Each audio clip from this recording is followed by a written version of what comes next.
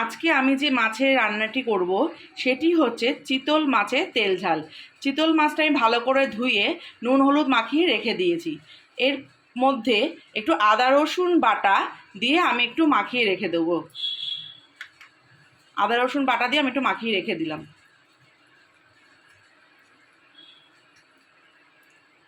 চিতল মাছের তেল ঝাল করার জন্য যে উপকরণগুলি আমার লাগবে সেগুলি হচ্ছে চিতল মাছ, টমেটো বাটা, সর্ষের তেল, পেঁয়াজ কুচি, টক দই, শুকনো লঙ্কা, গোলমরিচ, গোটা জিরে, হলুদ, গোটা গরম মশলা, তেজপাতা, জয়িত্রী, চিনি, ধনেপাতা, কাঁচা লঙ্কা, নুন, গোটা ধনে, আদা কুচি।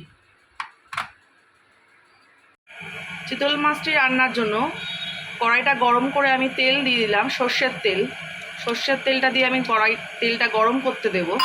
গরম হয়ে যাওয়ার পরে আমি একটু নুন দিয়ে দিলাম। নুন দিলে মাছটা ভাজার সময় ছিটকাবে না, গায়ে লাগবে না। এরপরে আমি এক এক করে মাছের টুকরোগুলি দিয়ে নেব। মাছটা আস্তে আস্তে ভাজা হবে।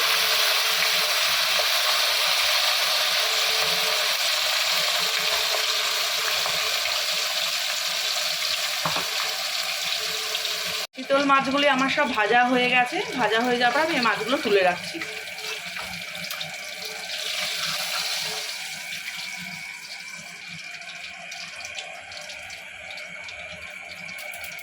গরম তেলে আমি এবার দিচ্ছি তেজপাতা,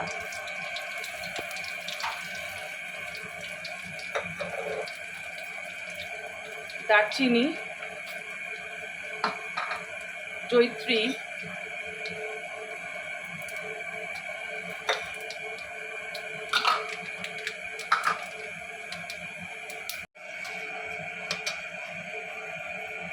এবার কড়াইতে আমি পেঁয়াজ কুচি দিয়ে দিচ্ছি।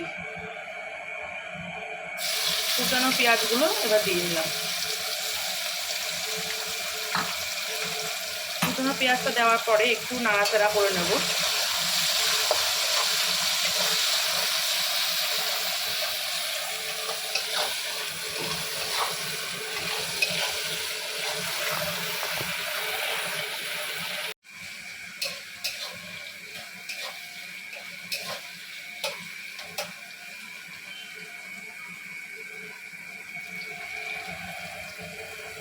কুচানো পেঁয়াজটা একটু নাড়াচাড়া করার পরে এবার একটু চিনি দিয়ে দিলাম। আপনারা যে যার মতন চিনি পছন্দ করবেন, স্বাদ মতন সেরকমভাবে দেবেন। চিনিটা দিচ্ছি একটু রঙটা ভালো হওয়ার জন্য। ভাজা হয়ে যাওয়ার পরে আমি যে মশলাগুলো রেখেছিলাম ওই মশলাটা বেটে নিয়েছিলাম, আদা, জিরে, লঙ্কা, গোলমরিচ, গরম মশলা, এই মশলার মিশ্রণটি আমি তেলের মধ্যে দিয়ে দিলাম। দিয়ে একটু নাড়াচাড়া করে নিচ্ছি। তারপর একটু হলুদ দেব, পরিমাণ মতন হলুদ, পরিমাণ মতো নুন দিয়ে আবারও একটু নাড়াচাড়া করে নেব।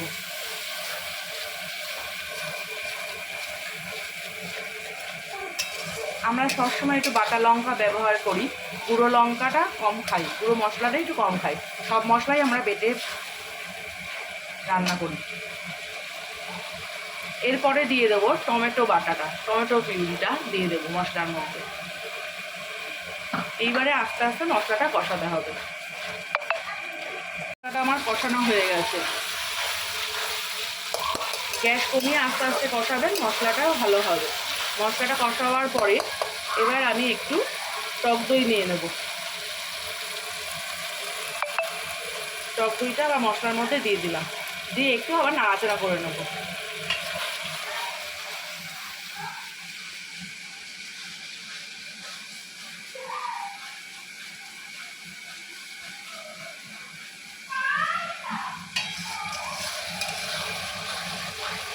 তারপর মশলাটা আবার আমি ভালো করে নেড়ে নিয়েছিলাম। নাড়ার পরে এবার আমি মশলার মধ্যে আমি একটু গরম জল দেবো, ফুটনো গরম জল। একটা ছোট্ট টিপস বলছি, প্রতিটা রান্নায় যদি আপনারা ফুটন্ত গরম জল দেন তাহলে দেখবেন রান্নাটা আরও স্বাদ বেড়ে যাবে। পরিমাণ মতন ঝোলের জন্য জল দিলাম। এইবারে আস্তে আস্তে আমি মাছগুলো দিয়ে দেবো।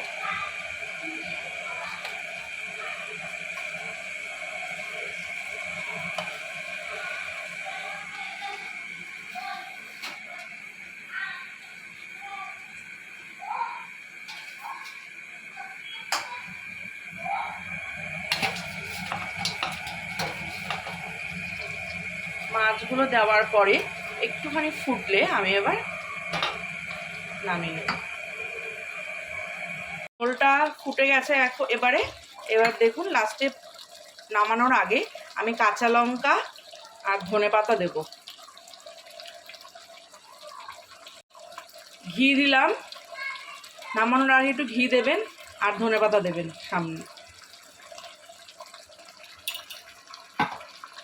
সামান্য অল্প ধনেপাতা দেবেন। আমার চিতল মাছের ঝালটা এবার পুরোপুরি রেডি হয়ে গেছে।